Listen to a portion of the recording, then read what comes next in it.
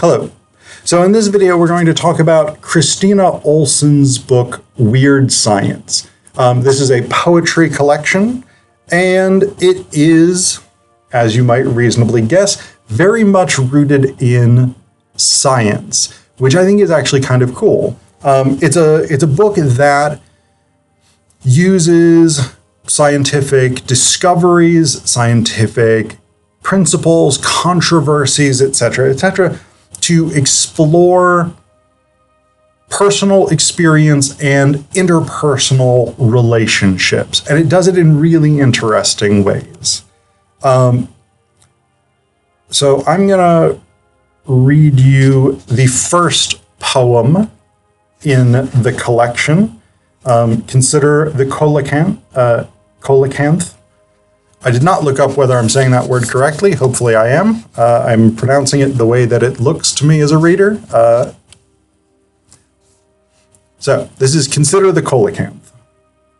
Thought extinct for 65 million years, the coelacanth was found alive off the coast of Africa in 1938.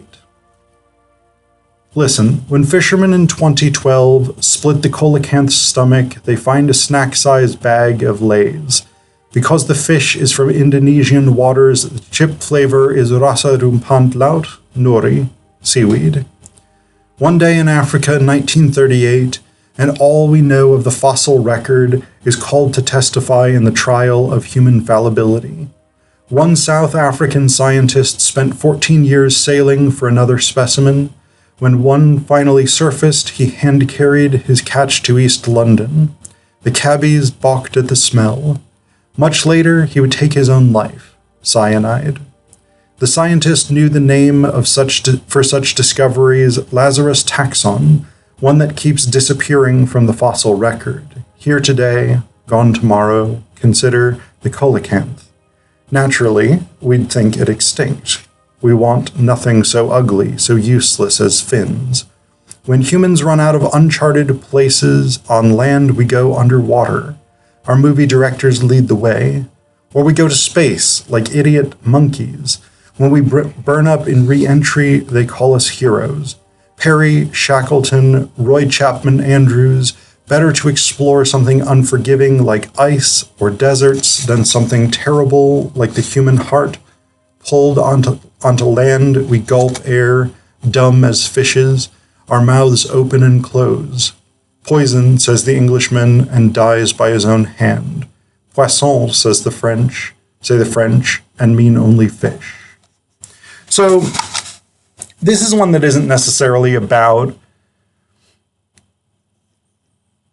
sort of the interior human experience or interpersonal relationships. So it's slightly an odd one to follow up my statement that is mostly what the collection is about. But this is sort of introducing this idea that science tells us things about humanity and what it means to be human. Our notions about our own knowledge, about the possibility of new discovery, about why we discover things, how we discover things, in the ways that we discover them, etc., etc.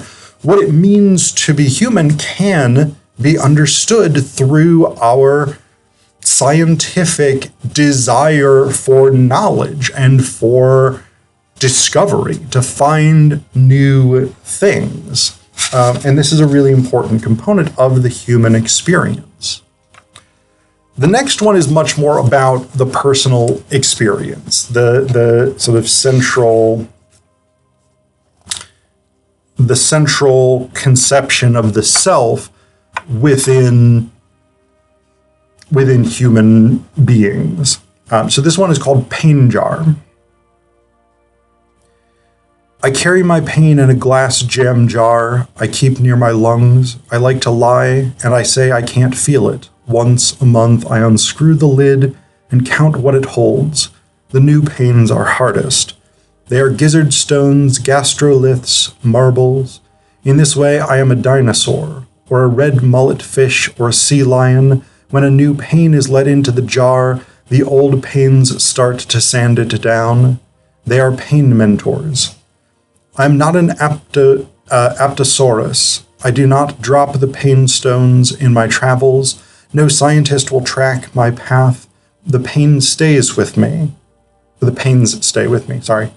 They will always live in my jar. When they have been ground to a fine powder, they turn to dust. They smoke at the top. From there, the oldest pains watch the new arrivals. They show them how to live forever as pain.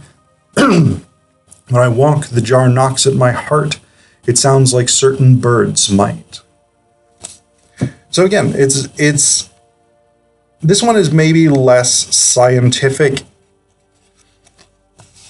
in a sort of direct overall sense, but there's definitely scientific references here to different types of dinosaurs, different types of birds, different geological processes, etc., etc. But it is very much a personal poem about the way in which the poet persona deals with the experience of suffering, of pain, of trauma, and how to navigate those things. So I think it's a very cool poem.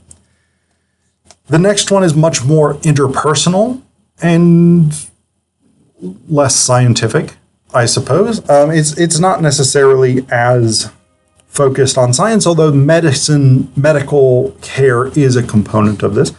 So this one that I'm going to read you next is called Cocktail Hours.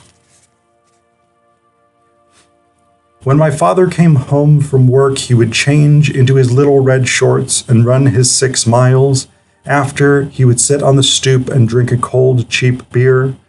Other dads would loosen their ties and pour something brown, sip it while sorting the day's mail. All day they worked hard, had been yelled at and signed forms and laid off others. Sometimes they had to be the ones who said, "I'm sorry, the X-ray isn't good." They carried these moments home in their shoulders and lower backs. The alcohol helped massage them out. The dads I knew were not sloppy or cruel. Later, I would understand this as a privilege, a sort of suburban gift. We were lucky. Our fathers came straight home, didn't linger over pitchers and hot wings, didn't bitch about their wives or make eyes at women. Their bars were their own kitchens. Later, I would see this on the line. After the last plates went out, the head cook would break out a bottle and small glasses. We'd raise them to each other, to meat and braises and sweat. Or my friend who, on the way home from a beer run, will crack one open once he turns down his road. He knows this is stupid, but it reminds him of his dead dad, driving and drinking his way home, after a shift in southern Indiana. And so his white-collar son checks the rear view and brings the can to his lips. We don't drink like our mothers, whose work might have been even harder, changing diapers and bedpans, their bodies turning against them from the inside out, the children responsible for that violence growing surly in the basement and living room. We drink like our fathers, their quiet ritual, the thing we desire most for ourselves and our lives. It is the most grown-up thing we can imagine, though, of course, we should know better. So again, interpersonal poem there, more necessarily than a scientific one, but dealing with sort of the relationships between human beings and what it means to be human, how we come to terms with ourselves as beings in genealogies, right? The things that we take from our parents, the things that we take from other family members, the things that we take from those who have come before us on a multitude of levels. And then the last one I'm going to read you, once again, takes us back to the more scientific side of things. This is called The Geologist's Daughter Tries Again. When Roy Chapman Andrews found the Gobi fossils, he shipped them to New York. The legs of his beast of Baluchistan poked upright. Quicksand had taken what it wanted, and then so did he. You told me this story once when I was a child and asked to be sent off to sleep. And now, like our hero Roy, I am packing My own boxes to send home. Stainless steel tongs from restaurants, supply stores, 3 copies of Graceland, nonfiction books with colons in the titles, the last pair of pajamas you ever wore. Geologists study fossils to explain causes. There's no observing of effects, no deduction, only induction. Everything they touch is long dead, and now climb into this crate with me, arrange the straw over our heads, send our bones back to the men in the labs, let them crowbar the crates and see what spills forth. Here in Tumbleweeds, we present our skeletons only as proof. We were happy once. We are.